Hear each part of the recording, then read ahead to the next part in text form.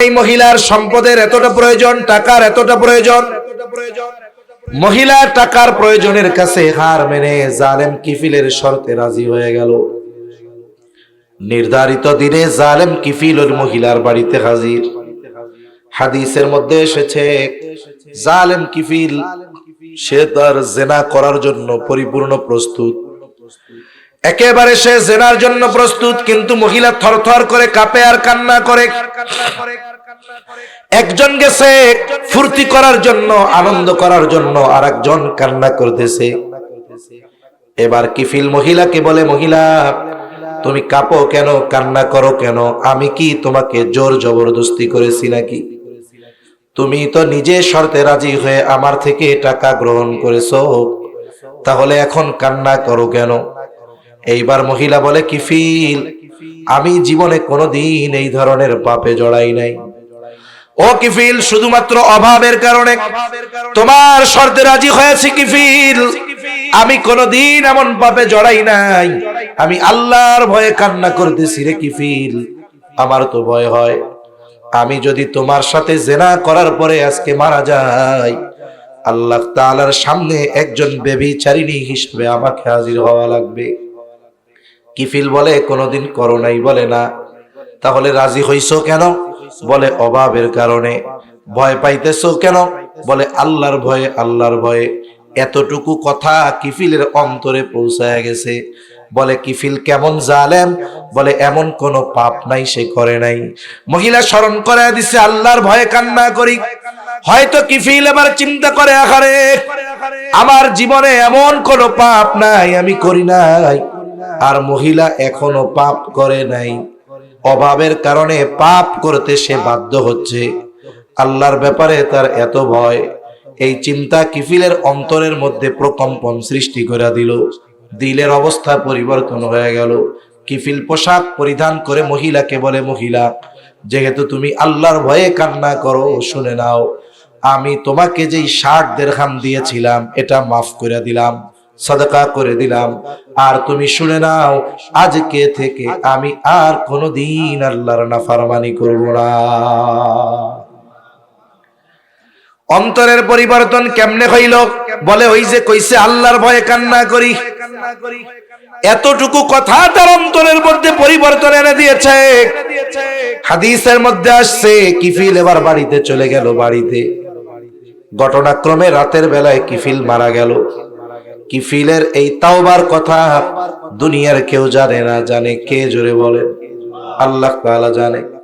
কিফিল রে তো সবাই জানে ও জালেম। বলেন তো জালেম বললে মানুষ খুশি হয় নাকি বেজার হয়? আরো জোরে, খুশি না বেজার?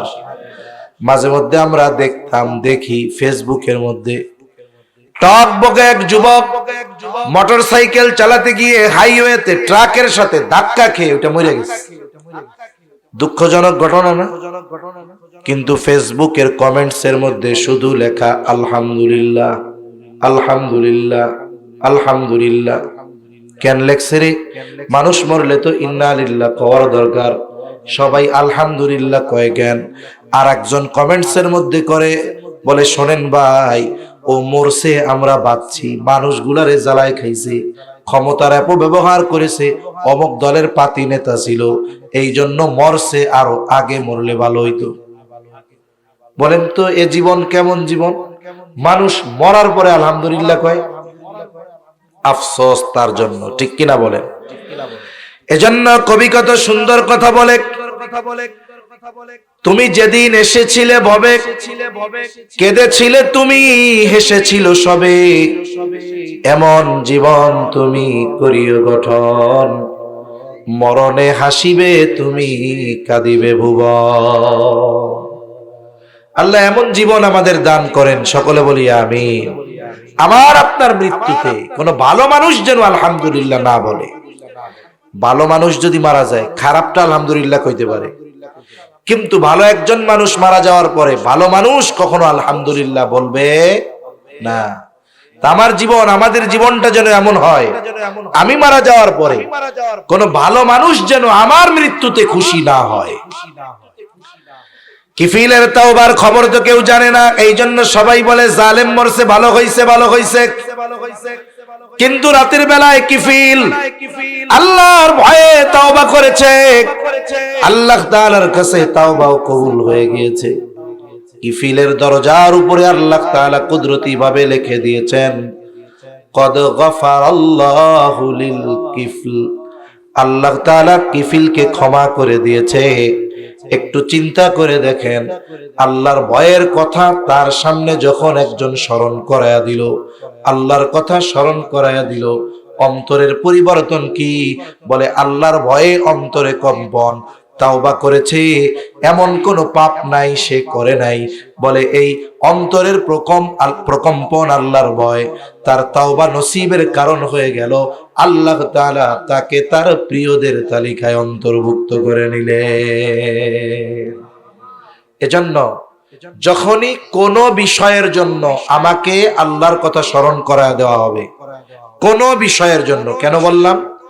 নামাজের জন্য আজানের মাধ্যমে আল্লাহকে স্মরণ করায় দিবে। গুনাহ করার সময় আল্লাহর শাস্তির কথা মনে করায় আমাকে কেউ ওই কথা স্মরণ করায় দিবে। অন্যান্য যত বিষয় আছে আল্লাহর কথা যখন আমাকে স্মরণ করাবে, আমি যদি প্রকৃত মুমিন হই তাহলে আমার হৃদয় আল্লাহর ভয়ে প্রকম্পিত হবেই। ঠিক কিনা বলেন? তাহলে এক নাম্বার গুণ মুমিন তো শেখ। বলে আল্লাযীনা ইযা যুকিরাল্লাহু ওয়াজিলাত কুলুবুহুম, বলে যখন তাকে আল্লাহর কথা স্মরণ করায় দেওয়া হয় তখন তার অন্তর প্রকম্পিত হয়ে ওঠে। ওয়া ইযা তুলিয়াত আলাইহিম আয়াতুহু যাদাতুহুম ঈমানা, মুমিনের সামনে যখন আল্লাহর আয়াত তিলাওয়াত করা হয় তার ঈমান বাড়ে। বাস্তবিক অর্থে ঈমান বাড়ে না কমে, এ ব্যাপারে ইখতিলাফ আছে। কিন্তু আমরা যেই মতটার অনুসরণ করি ঈমান বাড়ে না, তবে ঈমানের আলো বাড়ে। আচ্ছা, এই যে রড লাইট আলো দেয় না, কথা বলেন না কেন? আমি কি কঠিন কিছু জিজ্ঞাসা করছি? এ লাইট কি দেয়? আচ্ছা বলেন তো, ভোল্টেজ যদি কম থাকে আলো বেশি দিবে না কম দিবে? ভোল্টেজ যদি বেশি থাকে ভালো থাকে, এই লাইটই আলো বেশি দিবে না কম দিবে? কিন্তু লাইট তো বড় ছোট হবে না নাকি? ঈমান এক জায়গায় থাকে। বলে ঈমানের আলো বাড়ে, গুনাহ করলে আলো কমে, নূর বাড়ে নূর কমে। কথা বোঝাতে পেরেছি আশা করি। এখন ঈমান বাড়ে বলতে ঈমানের শক্তি বা ঈমানের আলো বাড়ে।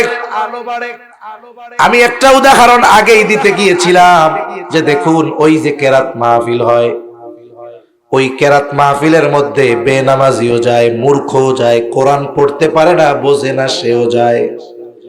এইবার যখন কেরাত মাহফিলে গেল, কারি সাহেব তিলাওয়াত করে, অনেক সময় কেরাত শুনে আসে, আবার আলেমদের কাছে অভিযোগ করে। কি অভিযোগ? আইসা কয়, হুজুর আজকে গেছিলাম কক্সবাজার কেরাত সম্মেলনে, তো হুজুর কোরআন শরীফ যা পড়ে ওনরা, কিন্তু একটা হুজুরেরও মুখে দাড়ি নেই। মানে আন্তর্জাতিক কিছু কারি আছে না, একেবারে সফান সফা, একবারে পুরা খেপ, একটুও মুখের মধ্যে দাড়ি উঠতেই দেয় না।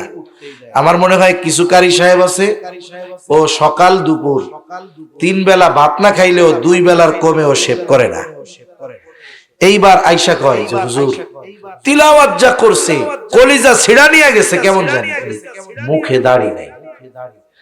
এর দ্বারা একটা বিষয় ভালোই লাগে যে আমাদের দেশের সাধারণ মানুষ, একজন আলেম, একজন কারি সাহেব, একজন মুয়াজ্জিন, একজন ইমাম, একজন মাদ্রাসার শিক্ষক, একজন ওয়াইজ, তার দাড়ি থাকবে না, মসজিদের ইমাম দাড়ি থাকবে না, এটা হতে পারে না। এটা মেনে নেয় না আমাদের দেশের লোক। আমরা বহির্বিশ্বের সফরে অল্প স্বল্প কিছু জায়গায় যাওয়া হয়েছে, অনেক জায়গায় দেখছি যে দাড়ি ছাটানোই, একবারে দাড়ি নাই বললে চলে। ওইসব দেশে কোনো কিছু মাইন্ড করে না। কিন্তু আমাদের দেশে কি হবে, মনে করেন অনেক মানুষ আছে শেভ করে, দাড়ি নাই, কিন্তু 5 ওয়াক্ত নামাজ পড়ে, আছে না নাই? যাদের দাড়ি নাই আল্লাহ রাখার তৌফিক দান করেন, বলি আমিন। অনেক দাড়িবিহীন মানুষ আছে, তাকওয়ার দিক দিয়ে আমার আপনার চাইতে অনেক উপরে। আল্লাহ এই সমস্ত ভাইদের নবীর এই সুন্নাত দাড়ি রাখার তৌফিক দান করেন, বলি আমিন। এখন ওই দাড়িবিহীন লোকটা সকালবেলায় মসজিদে গেছে ফজরের নামাজ পড়তে। এখন ইমামের জায়নামাজে একজন দাঁড়ানো, ঠিক ওনার মতো, তারও মুখে কি নাই? দাড়ি নাই। এখন নামাজের সময় উনি দাঁড়ায় আছে যায় নামাজের উপরে, দাড়িবিহীন লোকটা। এখন এই মুসল্লি তারে জিজ্ঞাসা করে, এই মিয়া তুমি কি ওই জায়গায় কি করো? আমি আজকে ফজরের নামাজের ইমাম। ওনার মুখে দাড়ি নাই ঠিক, কিন্তু যে নিজের ইমাম বলতেছে ওর মুখেও যখন দাড়ি নাই, এবার লাঠি একটা নিয়ে পিটায় কবে মুখে দাড়ি নাই তুমি ইমামতি করতে এসো না, ভাগ বেড়া। অথচ নিজের মুখেও কিন্তু দাড়ি নাই। তার মানে কি বুঝলেন?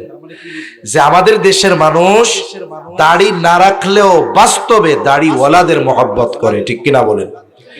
সে এটা চায় না যে আমি গুনাহ করতেছি আমার দাড়ি নাই, নিজের মুখে দাড়ি নাই, ইমাম রাখার সময় 14 বার দেখে যে দাড়ি এক মুষ্টি আছে নাকি, ঠিক কিনা? এটা দাড়ির প্রতি মহব্বত, নবীর সুন্নাতের প্রতি মহব্বতের একটা বহির প্রকাশ। এখন আয়েশা এরকম বলে, কিন্তু কোরআন যে তিলাওয়াত করছে হুজুর, দিলটা ছিড়া নিয়ে গেল মনে হয়।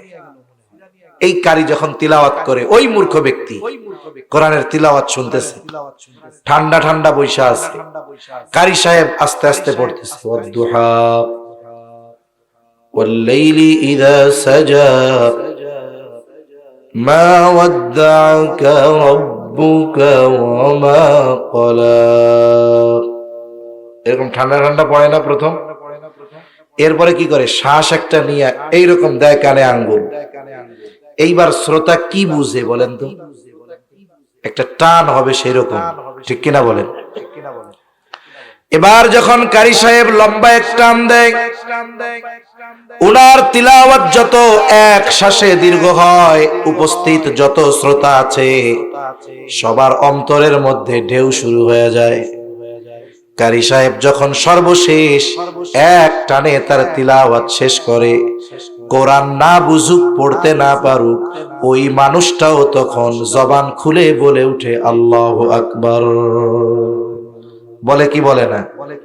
এটা বলল কিসের প্রভাবে? কিসের প্রভাবে? কোরআন তিলাওয়াত শ্রবণের প্রভাবে। এজন্য বাস্তবিক অর্থ হলো এইটা, প্রকৃত মুমিন যখন কোরআনের তিলাওয়াত শুনে অথবা কোরআনের আলোচনা শুনে, তার ঈমানের পাওয়ার বাড়ে, ঈমানের আলো বেড়ে যায়। আপনি এখানে কোরআনের কথা শোনার পরে যদি সন্ধ্যার অবস্থা আর এখনের অবস্থার মধ্যে পরিবর্তন না হয়, তাহলে আমি আপনি কপাল পোড়া। আমি আপনি নামাজ পড়তাম না কথার কথা, কিন্তু এখান থেকে কোরআনের কথা শুনে যাবার পর যদি নামাজ পড়ার ইচ্ছা আমার মধ্যে জাগ্রত না হয়, আমি আপনি অনেক গুনাহ করতাম, কিন্তু কথা শ্রবণ করার পর গুনাহ ছাড়ার ইচ্ছা যদি আমার মধ্যে না হয়, তাহলে বুঝতে হবে আমার আপনার অন্তরে পচন ধরে গিয়েছে। আর প্রকৃত মুমিন সে কোরআনের তিলাওয়াত শুনুক আর কোরআনের কথা শুনুক, এর দ্বারা তার অন্তরের মধ্যে প্রভাব বিস্তার হয়, তার ঈমানি পাওয়ার বাড়ে, ঠিক কিনা বলেন? যখন আমরা জিহাদের বয়ান করি, সাহাবায়ে কেরাম জিহাদের ময়দানে নিজেদের জীবনকে কেমন ভাবে উৎসর্গ করে দিয়েছেন, এই কথা যখন শুনি আমাদের হৃদয়ে কি মনে হয়?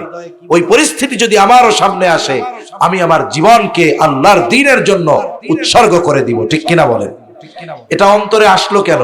বলে ঈমানের আলো বাড়ছে, পাওয়ার বাড়ছে, এই জন্য।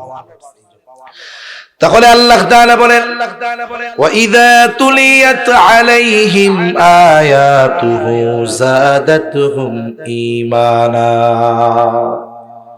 তাদের সামনে যখন আল্লাহর আয়াত সমূহ তিলাওয়াত করা হয়, তাদের ঈমান বৃদ্ধি পায়। 3 নাম্বার গুণ আল্লাহ তাআলা বলেন, ওয়া আলা রাব্বিহিম ইয়াতাওয়াক্কালুন। প্রকৃত মুমিন সর্ব অবস্থায় ভরসা করে কার উপরে?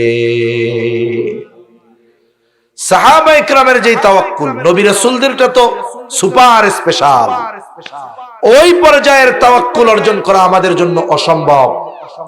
সাহাবায়ে কেরামের সমপরিমাণ তাওয়াক্কুল অর্জন করা অসম্ভব। এরপরেও তাদের তাওয়াক্কুলের অবস্থাটা বলতেছি। তাওয়াক্কুল মানে সব কিছুর ব্যাপারে ভরসা করা কার উপরে? আবার মনে রাখবেন, আল্লাহ রাসূল সাল্লাল্লাহু আলাইহি ওয়াসাল্লাম তাওয়াক্কুলের উসুল বলে দিয়েছেন। আপনি যদি এই কথা চিন্তা করেন যে আগুন ধরছে ওইখানে, আমি আগুনের মধ্যে যাই, আল্লাহ ভরসা। আপনি আগুনের মধ্যে ঝাঁপ দিয়া যদি কোন আল্লাহ ভরসা, কাজ হবে? কারণ আল্লাহ তাআলা দুনিয়ার নিজাম দিয়েছে, আগুনের মধ্যে গেলে আমাকে আগুন পুড়িয়ে দিবে। এজন্য নবী বলেন, তোমরা তোমাদের উট গাছের সাথে বাঁধবা, সাথে সাথে আল্লাহর উপরে ভরসা করবা। এজন্য আপনি সমুদ্রে ঝাঁপ দিয়া যদি কোন আল্লাহ যা করে, সাঁতার পারি না তাতে কি, এটা আত্মহত্যার শামিল হবে, এটা করা যাবে না। তবে সেই মানের তাওয়াক্কুল যারা অর্জন করতে পেরেছে, আমরা যদি ওই মানের তাওয়াক্কুল অর্জন করতে পারতাম, পৃথিবীর অনেক কিছু আমাদের জন্য সহজ এবং সম্ভব হয়ে যেত। আসমান থেকে সরাসরি সাহায্য আমাদের জন্য নেমে আসতো। যেমন বদরের জিহাদে মুসলমানদের সংখ্যা 313, কয়জন জোরে বলেন? কাফেরদের 1000। কত বলেন? 1000 সশস্ত্র কাফের, আর মুসলমানদের নিরস্ত্র 313 জন। বলে যদিও সংখ্যায় কম, অস্ত্রে কম, জনবল কম, কিন্তু এই 313 জনের এমন ঈমান, এমন তাওয়াক্কুল, ওই পর্যায়ের তাওয়াক্কুল, এই জন্য এই 313 জন নিরস্ত্র মানুষ আল্লাহর উপরে তাদের কনফিডেন্স, ভরসা এত বেশি ছিল যে আল্লাহর জন্য যখন 1000 সশস্ত্র কাফেরের বিরুদ্ধে লড়াই করেছে, আল্লাহ সুবহানাহু ওয়া তাআলা 1000 সশস্ত্র সৈন্যের বিরুদ্ধে 313 জন গড়ে নিরস্ত্র মানুষকে বিজয় দান করেছে। কে? আল্লাহ বিজয় দান করেছে। তাহলে মুমিন সর্ব অবস্থায় ভরসা করে কার উপরে? জোরে বলেন। আল্লাহর উপরে ভরসা করবে। এরপরে আল্লাহ রাব্বুল আলামিন বলেন, আল্লাযীনা ইউকিমুনাস সালাতা ওয়া মিম্মা রাযাকনাহুম ইউনফিকুন। এখন অনেক মুমিন আছে আল্লাহকে বিশ্বাস করে, নবীকে বিশ্বাস করে, কিন্তু নামাজ পড়ে না। এই বেনামাজি মুমিন আছে না নাই? আরো জোরে আছে না নাই? আমরা সবাই তো খাঁটি মুমিন হতে চাই। খাঁটি মুমিন হতে চাই কি চাই না? আরে শুনেন, খাঁটি মুমিন যদি হওয়া যায়, শুধু কি আখেরাতে লাভ, দুনিয়ায় লাভ আছে না নাই? একটু পরেই বলি, যদি খাঁটি মুমিন হই লাভ কি? আসলে আমাদের চিন্তাধারার মধ্যে পছন্দ ধরছে। আমরা মনে করি যে নামাজ, রোজা, ইসলাম মেনে চলা, এর দ্বারা মনে হয় শুধু আখেরাতে ফায়দা পাওয়া যাবে। না না, আমার ব্যক্তিগত জীবনে, আমার পারিবারিক জীবনে, আমার সামাজিক জীবনে, আমার রাষ্ট্রীয় জীবনে যদি ইসলাম প্রতিষ্ঠা হয়ে যায়, আল্লাহর কসম, এর সুফল সমাজের প্রত্যেকটা মানুষ ভোগ করবে। ঠিক কিনা বলেন? কিন্তু আমরা বুঝি, কিন্তু ইসলাম চাই না। ব্যক্তিগত জীবনে ইসলাম মানি না আমরা, আর রাষ্ট্রীয় জীবনে ইসলাম চামু। আমি নামাজ পড়ি না, আমি চাবো যে চুরি করলে হাত কাটা যাক। অবস্থা আমাদের এইরকম। এজন্য ইসলাম সর্বখানে প্রতিষ্ঠিত হোক, আমরা চাই তো ইনশাআল্লাহ। সব জায়গায় ইসলাম প্রতিষ্ঠিত হোক, এটা যদি বাস্তবে চাই, প্রথম আমাকে নিজেকে পরিপূর্ণ ইসলামের মধ্যে ইনক্লুড হতে হবে, অন্তর্ভুক্ত হতে হবে। এ নির্দেশ কার? কিন্তু আফসোস, নিজে ইমানদার দাবি করে, নামাজ পড়ে না। এটা দুঃখের বিষয়। এজন্য আগের থেকে যেখানে কথাটা আসলো বলি, ইসলামী যুব কল্যাণ পরিষদ, তার মানে এই পরিষদটা বা এই সংগঠনটা যুবকদের দ্বারা পরিচালিত। আমার যুবক ভাইদেরকে আমি বলবো, শুনুন, আগামী বিশ্বের নেতৃত্ব আপনাদের দিতে হবে। আপনি হয়তো জানেন না, আপনি চিন্তা করতেছেন আজকে যেই যুবক পড়তেছে রামু কলেজে বা স্কুলে অথবা কোনো মাদ্রাসায়, ও যে আগামী দিন এদেশের নেতৃত্ব দিবে না, এর কোনো নিশ্চয়তা আছে? আল্লাহ চাইলে এই বাংলাদেশের এক প্রান্ত, কক্সবাজারের রামু থেকে নিয়ে বাংলাদেশের শাসন কার্য পরিচালনার দায়িত্ব তার হাতে তুলে দিতে পারেন কি পারেন না? নিজেকেও গড়ে তোলা দরকার ওই রকম। সেজন্য আমার যুবক ভাইদের প্রতি অনুরোধ থাকবে যে আপনারা শুধু একটা মাহফিল দিয়েই দায়িত্ব শেষ করবেন না, ইসলামকে শুধু মাহফিলের মধ্যে সীমাবদ্ধ রাখবেন না। আপনাদের এলাকার মধ্যে, এরিয়া যতটুকু আপনাদের, কমপক্ষে এই এরিয়ার মধ্যে সর্বত্র ইসলাম প্রতিষ্ঠার প্রচেষ্টা আমার যুবক ভাইয়েরা যদি করে, ইনশাআল্লাহ একটা ইসলামী পরিবেশ এখানে হতে পারে কি পারে না? এলাকার সব যুবক যদি আমার মা বোনদেরকে এই কথা উদ্দেশ্য করে বলে যে অন্য এলাকার কথা দূরে থাকলো, আমার এলাকার যত নারী পুরুষ আছে, এরা নারী আছে, এরা কেউ বেপরদায় চলতে পারবে না। আমার এলাকার মধ্যে কোন দোকানের মধ্যে টেলিভিশনে নাচ গান চলবে না। আমাদের এলাকার মধ্যে কোন বিবাহকে কেন্দ্র করে মাইকে গান বাজতে পারবে না। আমার এলাকায় কোনো অনইসলামিক কার্যক্রম চলতে পারবে না। যুবকরা যদি স্ট্রং হয়ে যায়, বুড়োরা এমনি শুয়ে পড়বে, ঠিক কিনা বলেন? কিন্তু আমার যুবক ভাইদেরকে উদ্বুদ্ধ করার মতো লোক নাই, এদেরকে বলার মতো লোক নাই, এদের মধ্যে যে আগামীর নেতৃত্ব দেওয়ার সম্ভাবনা লুকিয়ে আছে এটা ওদেরকে বলার মতো, বোঝানোর মতো কেউ নাই। এজন্য আমার যুবক ভাইদের প্রতি অনুরোধ থাকবে, আপনারা যদি দ্বীনের উপরে চলে আসেন, কারণ যেই সমাজের যুবকরা ভালো হয়ে যায় ওই সমাজের সব কিছু ভালো হয়ে যায়, ঠিক কিনা বলেন? একটা যুবক যদি খারাপ হয়, ক্যারেক্টার লুজ হয়, চরিত্রহীন হয়, এক এলাকার শান্তি বিনষ্ট হওয়ার জন্য যথেষ্ট, ঠিক কিনা? কিন্তু আমার যুবকরা যদি নামাজি হয়ে যায়, একটু চিন্তা করেন তো, কল্পনায় যে আপনার সমাজটা, রাষ্ট্রের কথা থাকলো, পাশের এলাকার কথা থাকলো, আপনার মহল্লার কথাই চিন্তা করেন। যখন ফজরের আযানে মুয়াজ্জিন বলে আসসালাতু খায়রুম মিনান নাওম, প্রত্যেকটা ঘরের মধ্যে লাইট জ্বলে ওঠে, প্রত্যেকটা ঘুমন্ত ব্যক্তি জেগে উঠে, নামাজ যাদের উপরে ফরজ হয়েছে সকলে উঠে যায়, ওযু করে প্রত্যেক ঘর থেকে যুবক, বৃদ্ধ, কিশোর মসজিদে ফজরের নামাজের জন্য চলে যায়। অপর দিক দিয়ে প্রত্যেকটা ঘরে মা বোনেরা ঘুম থেকে উঠে তারা নামাজ আদায় করে, ঘরের বাহির পরিষ্কার করে, কিছু কোরআন তিলাওয়াত করে, আর পুরুষেরা মসজিদে কিছু তিলাওয়াত করে, তাসবিহ তাহলিল পাঠ করে বাহিরে এই রাস্তা দিয়ে হাঁটে। আর ওদিক দিয়ে আমার মা বোনেরা, ছেলে, স্বামী, সন্তান ঘরে ফিরবে, ভাই ঘরে ফিরবে, তারা তাদের জন্য চা বিস্কিট রেডি করে রেখেছে। এই যে একটা সুন্দর পরিবেশ, আপনি যদি একটু চিন্তা করেন তাহলে দেখবেন আল্লাহ সময়ে বরকত দিয়ে দিবে, ঠিক কিনা বলেন? আসমান জমিনের বরকতের দরজা আল্লাহ খুলে দিবে। কিন্তু আফসোস, আজকে আমাদের বিনা কারণে আমাদের সকাল হয় 11টায়। মসজিদগুলা এমনও হয় এক মহল্লায় 100 ফ্যামিলির উপরে আছে, কিন্তু ফজরের নামাজে ইমাম আর মুয়াজ্জিন পেছনে দাঁড়াইতে পারে না। মানে মুসল্লি হইছে কে? বলে ইমাম আর মুয়াজ্জিন, আর কেউ নাই, পাশাপাশি দাঁড়ায় নামাজ পড়া লাগে। যেই জাতির ফজরের নামাজে মুসল্লির অবস্থা ওই রকম, ওই জাতি গোটা পৃথিবী ব্যাপী নির্যাতিত হবে না, এটা কিভাবে হতে পারে? এটাই আমাদের তাকদীরে ছিল। এজন্য আমাদের উচিত এই ধরনের সমাজ ব্যবস্থা প্রতিষ্ঠার চেষ্টা করা, ঠিক কিনা বলেন? মনে রাখবেন, আপনাকে আমাকে আল্লাহ তাআলা এই কথা বলবে না যে তুমি কেন গোটা বাংলাদেশে ইসলাম প্রতিষ্ঠা করতে পারো নাই, কিন্তু আপনি আপনার এই সমাজের অধিপতি। এই সমাজে যদি আপনি দ্বীন প্রতিষ্ঠার প্রচেষ্টা না করেন, এর জবাবদিহিতা আল্লাহর কাছে আছে না নাই? আছে। এজন্য আমার যুবক ভাইদেরকে অনুরোধ করব, মাহফিলের সাথে সাথে এই বিষয়গুলো একটু চেষ্টা করেন, এই কয়েকটা করেন। প্রত্যেকটা ঘরে মা বোনদের বলেন, ছোট্ট একটা চিরিকুট লিখে দেন যে আপনাদের পূর্ব রাজারকুল দক্ষিণ পাড়া যুবক বা যুব সম্প্রদায়ের পক্ষ থেকে আমার মা বোনদের প্রতি আরজ যে দেখুন আমরা মুসলিম, একদিন আমাদের চলে যেতেই হবে। আপনাদের কাছে অনুরোধ, আমার কোনো মা বোন বেপরদায় বের হবেন না। একটু আবেগ দরদ নিয়ে ঘরে ঘরে চিঠিটা পৌঁছায়া দেন। এরপরে প্রত্যেক জায়গায় বলেন যে বিবাহকে কেন্দ্র করে কোনো প্রকার পাপাচার, অনাচারে জড়ানো যাবে না। কোথাও যদি হয়, এই 50 জন যুবক মিলা যদি ওই বাড়ির সামনে দাঁড়ায় যে এই বাড়ি বিবাহ উপলক্ষে গান হবে, নাচ গান হবে, আমরা হতে দেব না, কে আছে বাপের বেটা ওদের সামনে দাঁড়াবে? আছে কেউ? তাহলে আমরা শুধু চিন্তায় বসে আছি যে কখন রাষ্ট্রীয়ভাবে ইসলাম প্রতিষ্ঠা হবে। আরে মিয়া, ইসলাম প্রতিষ্ঠা হলে এই মানুষগুলো যে ইসলাম যেন মেনে নেয়, এজন্য তাদের তৈরি করতে হবে না? ফিল্ড তৈরি করা লাগবে না?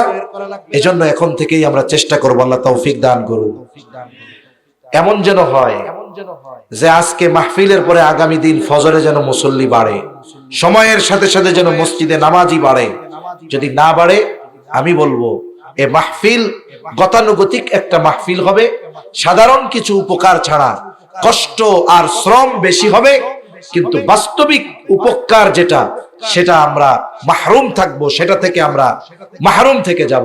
এজন্য আমি যুবক ভাইদের অনুরোধ করব, আপনারা চেষ্টা করবেন কমপক্ষে যেন সমাজের প্রত্যেকটা প্রাপ্ত বয়স্কা নামাজি হয়ে যায়। আল্লাহ তৌফিক দান করুন, বলি আমিন।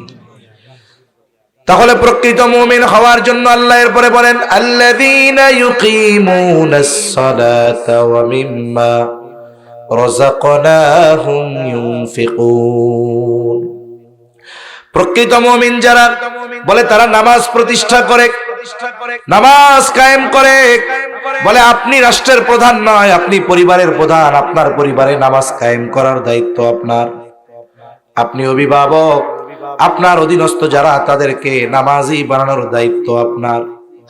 আবার দেখুন, পরিবারের সবাই যদি নামাজি হয়ে যায়, অভিভাবক যদি নামাজি হয়ে যায়, তাহলে তার রিজিকে বরকত দেওয়ার প্রতিশ্রুতি দিয়েছেন কে? জোরে বলেন।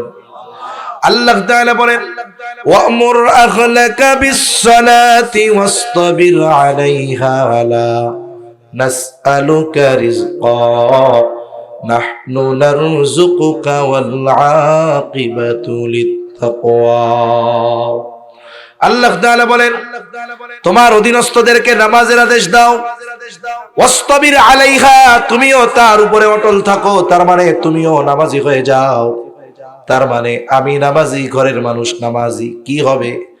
আল্লাহ তাআলা বলেন, বান্দারে লা নাসআলুকা রিজকা, আমি আল্লাহ তোমার কাছে রিজিক চাই না, বরং তুমি নামাজি, ঘরের মানুষ নামাজি, কি হবে?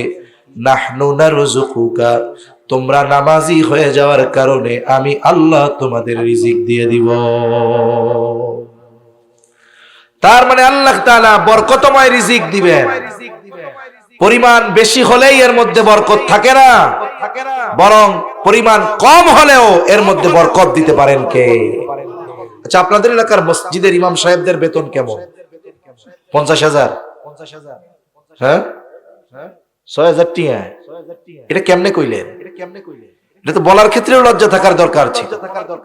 একজন ইমাম, আপনার আমার জীবনের সবচাইতে বড় গুরুত্বপূর্ণ ইবাদত আমি যার উপরে চাপায়া দিয়েছি, তার বেতন দৈনিক 200 টাকা।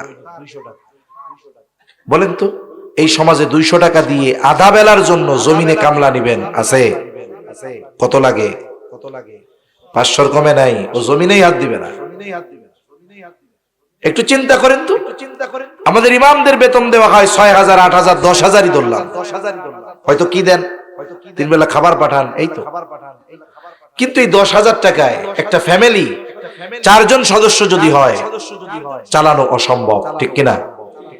এরপরেও আপনার আমার মসজিদের ইমাম 8, 10,000, 12,000 টাকা বেতন দিয়ে তার 6 সদস্যের ফ্যামিলি চালাচ্ছে।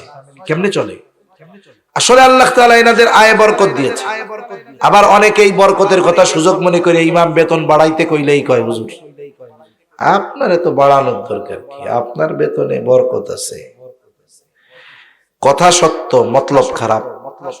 কথা সত্য, মতলব খারাপ, মানে বেতন বাড়াবে না। কিন্তু এই অল্প দিয়ে চলে কেমনে, আমি এটা বলতেছি। এই পৃথিবীতে আপনি কোন ইমাম পাবেন না যে প্রকৃতপক্ষে দিনদার ইমাম, যে ওই ইমামের ঘরে তার ওয়াইফ বেনামাজি। পাওয়া যাবে? পাওয়া যাবে? পাওয়া যাবে না। এ সমাজে অনেক হাজি নামাজি মসজিদের সভাপতি, একটা দুইটা নয়, হাজার হাজার পাওয়া যাবে।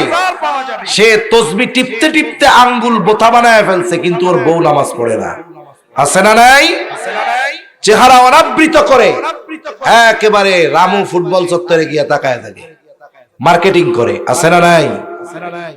তাহলে ইমাম সাহেব বলে তার ঘরে ইচ্ছে, সে চিন্তা করতেছে যে আমি রোজার প্রস্তুতি এখন থেকে নেই, আগের থেকে ছোলা ডাল বুট কিনা রাখি। আপনি হয়তো ইফতারের সময় 10 প্রকার খাবার আপনার সামনে। একটা মানুষ রোজা রেখে 2 গ্লাস শরবত খাওয়ার পর 10 প্রকারের ইফতার খাইতে পারে না, ঠিক কিনা বলেন? কিন্তু চোখ তো ভরে না, তাকায় দেখে সব আছে, তরমুজ নেই। কই যে আরে তরমুজ থাকলে ভালো হইতো রে। আপনি 12 প্রকারের ইফতার নিয়ে বসেছেন, আর হয়তো আপনার পাশে আরেক রোজাদার, সে হয়তো পান্তা ভাত আর মরিচ পেঁয়াজ আর লবণ নিয়ে বসছে ইফতার করার জন্য। আছে না নাই? এজন্য আমরা আমাদের প্রতিবেশীর দিকে খেয়াল রাখবো। আমার পরিবারের জন্য ব্যয় করার সাথে সাথে আমি গরিব দুঃখী অসহায়দেরকেও সহযোগিতা করব।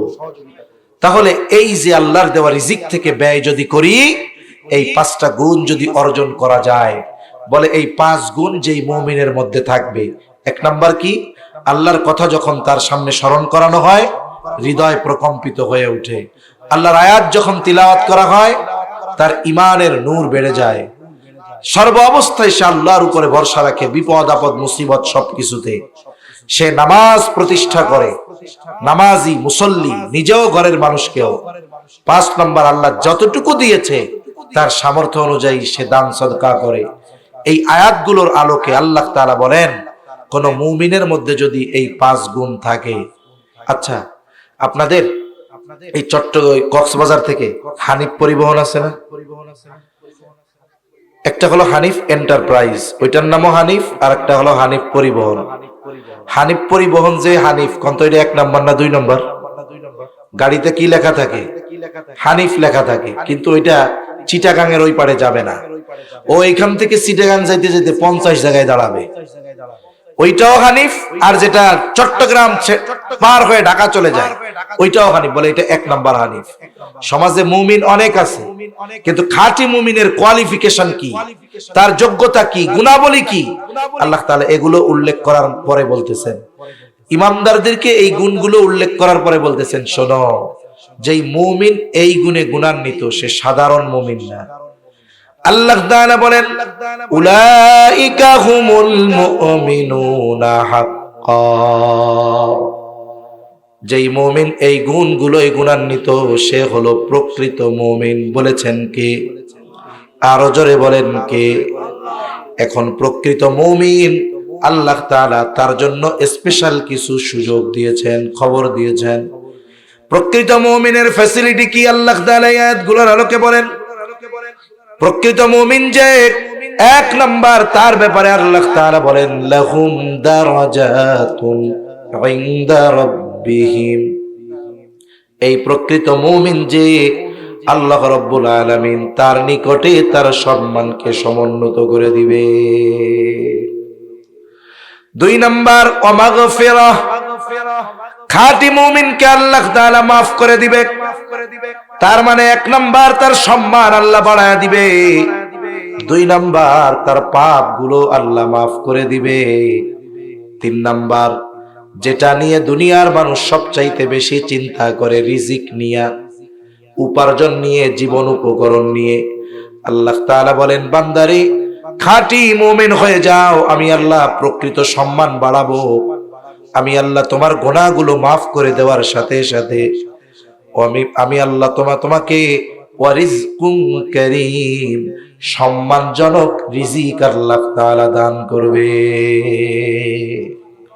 শুনেন, মানুষ রিজিক সম্মানের সাথেও পায়, অসম্মানের সাথেও পায়। কিছু কর্ম আছে যেগুলোর মাধ্যমে সে রিজিক উপার্জন করে, কিন্তু সেখানে কোনো সম্মান নাই। যেমন কথার কথা, জুতা কালি করা, এটা হারাম কাজ বলার সুযোগ নেই, কিন্তু বলেন তো এই কর্মটাকে কি সম্মানজনক কর্ম ধরা হয়? ও মাসে যদি 60,000ও ইনকাম করে, আপনার মসজিদের ইমামের বেতন ওই কাকুর কথা 6,000ই দেন, মুসি ইনকাম করে 60,000, ইমাম ইনকাম করে 6,000, বলেন তো সম্মান কততে? 6,000-এ সম্মান, 60,000-এ সম্মান নাই, বেশি হইতে পারে। এজন্য আল্লাহ তাআলা বলেন, রিজিক তো দিবই, সম্মানের সাথে রিজিক দিব, অসম্মানের সাথে নয়, বেইজ্জতির সাথে নয়। তাহলে বলুন, যদি কোনো ব্যক্তি ইমানদার এই 3 বিষয়ের নিশ্চয়তা পেয়ে যায় যে তার গুনাহগুলো মাফ করে দেওয়া হবে, সমাজে তাকে সম্মানিত করা হবে, জীবন উপকরণ যা দরকার সম্মানের সাথে তার অর্জিত হবে, বলেন তো এই লোকটার দুনিয়ায় আর কিছু দরকার আছে নাকি? জোরে বলেন, দরকার আছে। কিন্তু আফসোস, আমরা ইসলাম থেকে দূরে।